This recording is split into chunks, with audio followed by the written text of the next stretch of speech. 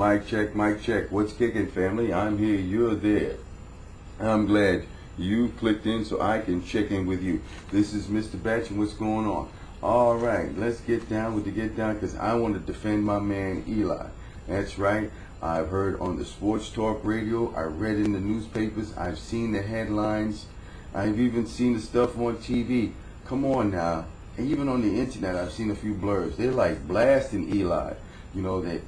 He's really not worth the money. I had the pleasure and the honor of co-hosting a local cable show here in the Bronx during that Super Bowl run for the Giants. We would go out and we would do interviews with the man on the street and talk to them about the Giants and the upcoming sports, the sports game with the Giants and the sports scene in New York in general. And one thing I had came away with that from that show and doing those street interviews was they couldn't stand Eli. Look, Brandon Eli, orchestrated his way to come to New York. He wanted to come here. So if he's here, look what he brought us when he came here. He brought him a win. We had Kurt Warner, who was a former Super Bowl champion when he was with the Greatest Show on Turf, came here, got beat up, throw crazy interceptions. Eli took over after the bye week, and now the rest is history. So now, when I went out there on the street and doing these interviews for the show called Cheap Seats, CheepSeetzz, Google that while you're in the YouTube, and hopefully my buddy still got some of those shows still posted. But you know what? They couldn't stand Eli. They were all over Eli. They lost. They went 0-2 to come out the box, and then guess what? These people were like an angry lynch mob from like that old black and white Frankenstein movie when they said, "The monster, let's kill him." Oh, they was running through the streets and they wanted to kill the old Frankenstein monster. That's how they was treating Eli and Tom Coughlin. It didn't help from the year before Tiki Barber threw them under the bus, talking all on yin yang. But I'm glad Michael Strahan stuck around. He got his ring. Oh, what happened, Tiki? That's a sidebar because Tiki got under my skin with that stuff. Getting back to Eli Manning and staving off the lynch mob crowd that wanted him out of town the quickest way possible after starting 0-2. During that run and on that show, I kept saying every week, leave Eli alone because he's the Manning. That's right. Eli Manning is and was and is. Oh, well, enough of all this grammatical stuff. Let me run down some stuff here that we got here. The 10 biggest contracts in NFL history. $130 million. Michael Vick, 10 years, signed in 03, no ring. $118 million. Carson Palmer, 9 years, signed in 05, no ring. $115 million. Donovan McNabb, 12 years, signed in 02, no ring. We now come to Eli Manning, $106.9 million. Sounds like a radio station. And next up for you is a championship record for you folks here. And playing it is Eli and the Giants. Oh, $106 million, Eli, 7 years, signed in 09, ring. $103 million, Drew Bledsoe, 10 years, signed in 01. Does he have a ring? I know he got blown up, and that's what started the Brady era. Okay, moving right along. $102 million, Ben Roethlisberger, 8 years, signed in 08. Yeah, he's got 2 or 3 rings. He's got 2 rings. What do we got here? Ben's got 2 rings. Alrighty then. $102 million, Dante Culpepper, 10 years, signed in 03, no rings.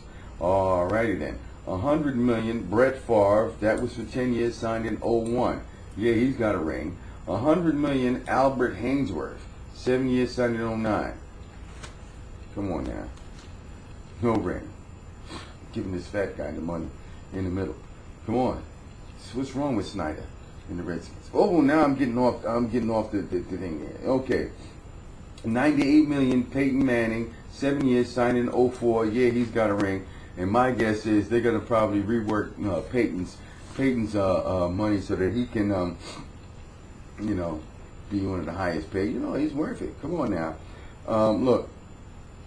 Eli Manning made the Pro Bowl last season for the first time with a 60.3% of his passes going 289 for 479 and for 3,238 yards with 21 touchdowns and 10 interceptions. That's not bad. He made the Pro Bowl with that. Now you've got a couple of other guys who were, his contemporaries who have done a little bit of something. I put Eli up there in the top 10 with quarterbacks, but these guys here have, made their mark over the years. You got Brady, set touchdown mark. Him and Randy Moss. He's up there. Come on, Peyton Manning. Unflappable, crazy. When it comes to the hurry-up offense, being able to pinpoint, being able to run this. He should do pretty well this year, hopefully. I'll get to his prognostication with them because they've got a new head coach sometime down the road. Now, what we've got here, we've got two quarterbacks, the only two in NFL history to win 2 Super Bowls in their first 5 seasons. And that is Ben Roethlisberger and Tom Brady. Big Ben's got 2, Brady's got 3. Now that's pretty good. Now Drew Brees is a better quarterback than Eli Manning, and he came in within a few yards of breaking Marino's record of 5,084 yards in the air. He was just 16 short. But he hasn't got to the Super Bowl either. And then you got Eli Manning, my man, Mr. Escape Artist himself, who got out and got that pass to David Tyree. But if you guys look, one more thing before I move on to the other thing here. Now, the top 5 salaries average in the NFL is what we got. We got Eli at 15. We got Nnamdi Amasungo, the cornerback for the Raiders, at 15.1. Because Eli's at 15.27. Then you got Albert Hainsworth at 14.29 million. Peyton Manning brings up that with 14, and then Carson Palmer with 13. Now, between Eli and Peyton, you got Asamonga and Hainsworth, and them guys are getting crazy money like that. What have you done? I mean, do you really bring your team up? But that's another discussion for another day. And so, what I'm saying is leave Eli alone. He's earned the right to get that kind of money. He has been rewarded for bringing a ring to the Giants. And what better way to do that than to pay this guy this money so you don't have to have a controversy about him worrying about anything, or like how some of these other ball players is like, man, when can I cash in and get that next big payday? Not the case for Eli. Excuse me, I'm telling you.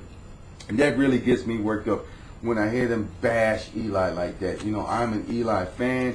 He's not the fastest of foot, the quickest of the arm. But look, he's gotten results where the Giants was able to bring home that ring against a team that was undefeated. And once again, it was a team effort. Defense wins championships. Offense wins the game. Y'all think about that. This is Mr. Batch. Peace.